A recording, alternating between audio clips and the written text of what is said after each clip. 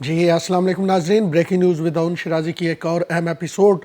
मैं आपका host Syed अउन Shirazi parliament house Islamabad से हाज़िर खिदमत। नाज़रीन, अगेन आज भी गला जो है वो ख़राब है, तबीयत थोड़ी नासाज, इसलिए थोड़ा सा आपको आवाज़ में उतार चढ़ाव महसूस होगा, लेकिन ख़बर पूरी दूंगा, अथेंटिक दूंगा और उसी अंदाज में दूंगा जिस अंदाज में पहले देता था। ख़बर पे नो कंप्रोमाइज़, तबीयत पे थोड़ा कंप्रोमाइज़ हो सकता है, लेकिन वजह यह है, मैं ये चाहता था कि उसमें ना लिंगर आन ना हो, चीज़ें बड़ी जल्दी डेवलपमेंट्स हो रही हैं। तो चलते हैं ज़रा बातचीत को शुरू करते हैं। दो अहम चीज़ें हैं जिन पर हम बात करेंगे। एक तो वज़ीर-ए-आज़म साहब ने आज जो गैर रस्मी किस्म की गुफ्तगू की साफ़ियों के साथ, उस पर बात करेंगे। और दूसरा, आज आर्मी चीफ ने भी एक गैर रस्मी गुफ्तगू की। दोनों गैर रस्मी गुफ्तगुओं पे बात करते हैं और आपको बताते हैं कि ये जो गैर रस्मी गुफ्तगू है, ये कौन किसे मैसेज दे रहा है और ये रस्मी गुफ्तगू क्यों नहीं हो सकती। वो जो एक पेज के माहिर थे, वो जो कहते थे कि जी, कोई कहता था हमारे बॉस हैं, कोई कहता था कि वो मेरे बड़े अच्छे दोस्त हैं, तो इतनी दूरियां उनके माबैन बड़ी क्यों। और आज आपने एक वो भी क्लिप देखा होगा जिसमें वज़ीर-ए-आज़म जब चबूतरे इस्लामी के चबूतरे पे आ रहे हैं, 23 मार्च की जो परेड है, तो उनको ये बताया जा रहा है कि भाई आपने वहीं पे खड़े होना। पिछली बार आपने देखा कि बड़े मतलब वो पंजाबी में कहते हैं ना खंड खीर, बड़े खंड खीर हुई हुई थी, लेकिन अब थोड़ी सी चीज़ें जो हैं वो हमें उस अंदाज में नज़र नहीं आ रही हैं। पहले बात करते हैं पीएम की। पीएम ने जो गैर रस्मी गुफ्तगू की, उसमें उन्होंने एक बात ये की कि मैं इस्तीफ़ा नहीं दूंगा, मैं क्यों सोचूं इस्तीफ़ा देने के लिए, इस्तीफ़ा कोई और देगा। अच्छा, ये आपके लिए बड़ी आम सी बात होगी कि पीएम ने कहा है, लेकिन इसमें एक ख़ास बात छुपी हुई है जिसकी जानिब इशारा है, और चले मिल के उस ख़ास बात को तलाश करते हैं। वो ख़ास बात यह है कि इस्तीफ़ा कौन देता है जो किसी पोजीशन पे मौजूद हो।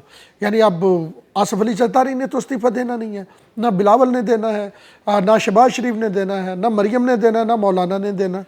अच्छा, अब पीएम है, उन्होंने इस्तीफ़ा देना है, तो दूसरी कौन सी शख्सियत है जिसकी जानिब पीएम इशारा कर रहे हैं।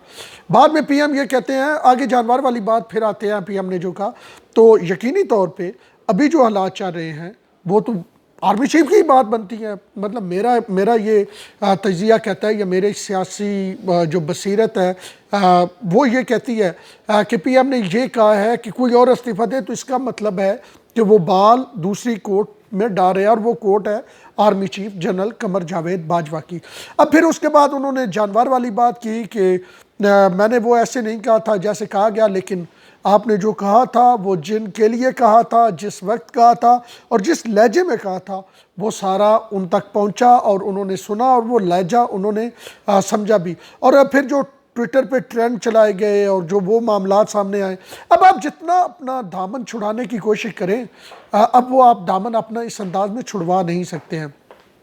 खैर पीएम ने कुछ और भी बातें की। उन्होंने कहा कि जी मैं वोटिंग से एक दिन पहले, अपोजिशन ने तो अपने सारे पत्ते दिखा दिए, मैंने शो नहीं करवाए, और मुझे पता है कि किस तरह खेलना है, और मैं आखिरी रात को कुछ चीज़ें सामने लेके आऊँगा।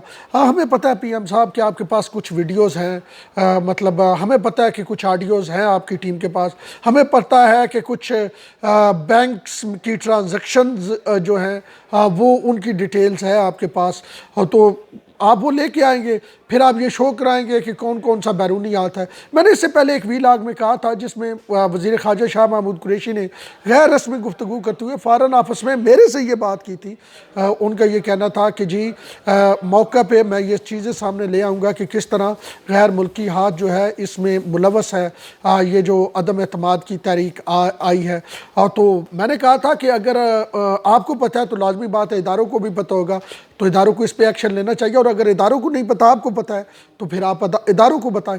तो खैर, आप जो तुरप का पत्ता और जो चौधरी निसार के साथ 50 साल दोस्ती, और क्यों ज़रूरत पड़ी आपको ये कहने की कि चौधरी निसार से मेरी मुलाकात हुई है, जबकि चौधरी निसार खुद इस हवाले से बात नहीं कर रहे थे, तो इसका मतलब ये है कि आप अपना कॉन्फिडेंस जो है वो गेन करना चाहते हैं।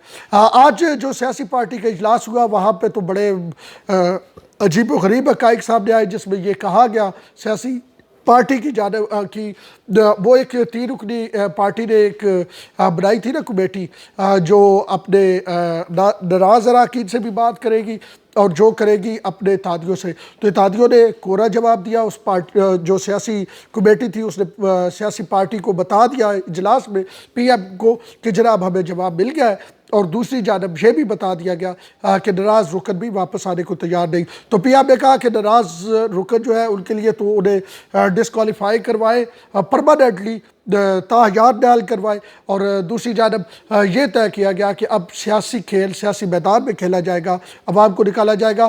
اور آخری بات جو اس موضوع پہ میں کروں گا، جب پی ایم نے یہ کہا کہ میں خود حکومت چھوڑ سکتا ہوں، استعفیٰ نہیں دوں گا، اور اس طرح کی باتیں، اور قبل از وقت انتخابات کی باتیں جو چل رہی ہیں اسلام آباد میں، یہ ساری وہ باتیں ہیں جو یہ ظاہر کر رہی ہے کہ وزیر اعظم عمران خان کو یہ پتہ چل گیا ہے کہ اب ان کا آگے چلنا مشکل ہے۔ اب دوسری طرف آتے ہیں، اب بات کرتے ہیں army chief general Qamar Javed Bajwa کی۔ اچھا، یہ گفتگو آپ سوچ رہے ہوگے آرمی چیف کی ایک چینل پہ کیوں چلی، ڈان نیوز پہ کیوں چلی، جیو، ARY، ایکسپریس، سبا، ان پہ کیوں نہیں چلی، سائٹ ٹی وی پہ کیوں نہیں چلی، پبلک ٹی وی پہ کیوں نہیں چلی؟ تو بھائی بات یہ ہے کہ آج آپ نے فوٹیج دیکھی ہوگی، آرمی چیف جب یہ پریڈ ختم ہوئی تو بلوچستان کے بچوں کی طرف گئے، وہ وہاں پہ گفتگو کرنے لگے، تو کچھ ہمارے جو ISPR دوست کور کرتے ہیں ان میں سے کچھ گئے ادھر، تو آرمی چیف نے ان سے بات نہیں کی۔ انہوں نے کہا نہیں جی، انہوں نے کہا کہ ہم آپ سے بڑے عرصے سے بات کرنے کے خواہاں ہیں، انہوں نے کہا نہیں جی بات نہیں ہوگی۔ تو وہ ذرا پیچھے آگے، انہوں نے جو ان بچوں سے بات کی وہیں پہ ڈان نیوز کے افتخار شرائی صاحب موجود تھے، انہوں نے وہ رپورٹ کیا، باقی بھی کچھ دوست موجود تھے لیکن انہوں نے رپورٹ نہیں کیا۔ کیا وجہ ہے آپ کو بھی پتہ ہے، مجھے بھی پتہ ہے۔ خیر، جو افتخار شرازی نے رپورٹ کیا اس میں 3-4 چیزیں بڑی اہم تھیں۔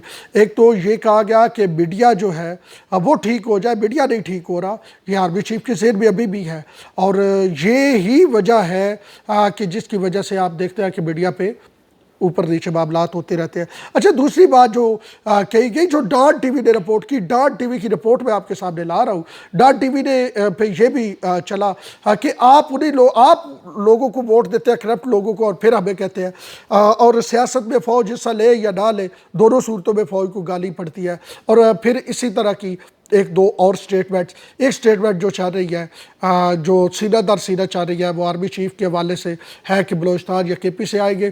کتنی مطلب اس میں صداقت ہے اس پہ میں نہیں جاتا، لیکن یہ army chief general Qamar Javed Bajwa کی سٹیٹمنٹ جو ہے وہ چل رہی ہے، اور یہ سٹیٹمنٹ ڈان ٹی وی نے بھی آف ایئر کر دی، لیکن یہ ضرور ہے کہ یہ غیر رسمی گفتگو آن ایئر ہوئی۔ اب جہاں تک آپ یہ بات کریں کہ کتنا تعلق سول ملٹری قیادت کے مابین ہے، لازمی بات ہے، فوج ایک ذیلی ادارہ ہے حکومت کا، تو اسے آرمی چیف کا جو آج کا سلوٹ تھا، جس انداز میں اسے دکھایا جا رہا ہے اس فوٹیج کو، جب وہ وزیر اعظم کو پریڈ سے الوداع کر رہے تھے، تو تحریک انصاف والے جیسے کوئی یہ دکھا رہے ہیں کہ جی آرمی چیف نے کوئی روٹین سے ہٹ کے کام کیا۔ جب بھی کسی آرمی چیف نے کیپ پہنی ہوئی ہوتی ہے تو اسے بائی ڈیفالٹ سلوٹ کرنا پڑتا ہے۔ یہ مطلب یہ SOP نہیں کہ یہ قانونی طور پہ مطلب لا یہ کہتا ہے۔ اور آپ نے دیکھا کہ اس سے پہلے ایک army chief general Qamar Javed Bajwa نے ایسی بھی ملاقات وزیر اعظم عمران خان سے کی جس میں انہوں نے کیپ نہیں پہنی ہوئی تھی، تو اس میں سلوٹ نہیں مارنا پڑتا۔ اور آپ کو یہ بھی یاد ہوگا کہ اس سے پہلے پرائم منسٹر بے نظیر نے یہ کہا تھا شہید نے کہ مجھے جب انور بیگ کہہ رہا ہوں، کسی وجہ سے انور بیگ کا نام میرے ذہن میں ہے اور اس میں پھر بات کریں گے کسی دن۔ اسلم بیگ جب میرے پاس آتے تھے تو وہ عمومی طور پہ بغیر کیپ کے آتے تھے تاکہ پی ایم کو سلوٹ نہ کرنا پڑے۔ خیر، یہ دونوں چیزیں اپنی جگہ آ گئی۔ اب تیسری چیز آپ کے سامنے بات کرتے ہیں، وہ ہے 4 سالہ دور اقتدار۔ بے نظیر بھٹو نے 1996 میں نواز شریف کو کہا تھا، انہوں نے کہا تھا کہ میں سوچ رہا تھا ویلاگ میں اس سے شروع کروں، لیکن پھر میں نے کہا کہ چلے یہ آخر میں جا کے بتاتا ہوں۔ 1996 میں بے نظیر بھٹو نے نواز شریف کو کہا تھا کہ کیوں نہ ہم اسمبلی کا ٹینیور 4 سال کا کر لیں، 5 سال کی بجائے۔ نواز شریف نے پوچھا کیوں، تو بے نظیر بھٹو نے کہا کہ 4 سال کا عرصہ بہت عرصہ ہوتا ہے، 3.5 سال بعد پرفارمنس مانیٹر ہو جاتی ہے، اور جو حالات ہوتے ہیں جتنا ہمیں کام کرنے دیا جاتا ہے، تو 3.5 سال بعد عوام جو ہے نا وہ بھی ذرا مہنگائی اور اس طرح کی چیزیں ہوتی ہیں تو وہ تو برداشت کر جاتی ہے، لیکن کچھ اور حلقے ہوتے ہیں وہ برداشت نہیں کرتے۔ تو اگر 4 سال کو ہوگا، 3.5 سال بعد وہ برداشت نہیں کریں گے، تو آگے الیکشن پتہ ہوگا، الیکشن آنے والا ہے تو کوئی بھی اوپر نیچے کام نہیں ہوگا۔ تو اس لیے بہتر ہے کہ ہم اسمبلی کی مدت 5 سال سے 4 سال کر دے. لیکن بے نظیر بھٹو کی 1996 میں کی گئی بات نواز شریف نے نہیں مانی تھی. پھر 18ویں ترمیم میں یہ نواز شریف نے جب بات سامنے رکھی تو پیپل پارٹی نے کیوں نہ مانی, یہ بھی ایک الگ کہانی ہے, کیونکہ پیپلز پارٹی کی کچھ باتیں نواز شریف نے نہیں مانی تھی. تو اب 4 سالہ اقتدار جو ہے وہ اگر آ جائے, اگر آپ دیکھیں تھوڑا سے پیچھے چلے جائیں, نون لیگ کی حکومت نواز شریف صاحب 4 سال تقریباً, اور اگر نواز شریف صاحب مطلب الیکشن ہونے ہوتے تو بچ جاتے. اسی طرح گیلانی صاحب 4 سال تقریباً الیکشن ہونے ہوتے بچ جاتے. 1 سالہ مطلب حلالہ جو ہے وہ پرویز اشرف نے نکالا, اور 1 سالہ حلالہ جو ہے وہ شاہد خاقان عباسی نے نکالا. تو یہ 4 سال والی مدت بڑی امپورٹنٹ ہے, کیونکہ ایک مدت 3 سال کی ہے. تو وہ جو 3 سال والی مدت ہے اور یہ 5 سال کی مدت ہے, تو وہ پھر پرابلم آنے شروع ہو جاتے ہیں نا, وہ پھر ایکسٹینشنیں اور پھر وہ. تو بے نظیر کا ویسے یہ سوچ اچھی تھی. بے نظیر ان چیزوں کو بڑا مطلب نا اور انداز میں دیکھتی تھی, اور میرا یہ خیال ہے کہ یہ 4 سالہ مدت جو ہے یہ جمہوریت کے لیے بہتر رہے گی. بہت سارے ممالک میں ہے 4 سالہ کی ٹرم, جیسے یو ایس میں دیکھیں, امریکہ کا جو صدر آتا ہے وہ 4 سال کے لیے آتا ہے. لیکن اوورآل اگر بات کریں تھوڑی سی جاتے جاتے تو او آئی سی کو بھی ٹچ کر لیں. آج او آئی سی کے اجلاس کا آخری دن تھا, اور جو اعلامیہ جاری ہوا حوصلہ افزا ہے. اتنا کھل کے اس میں بات نہیں کی گئی جس انداز میں کی جانی چاہیے تھی.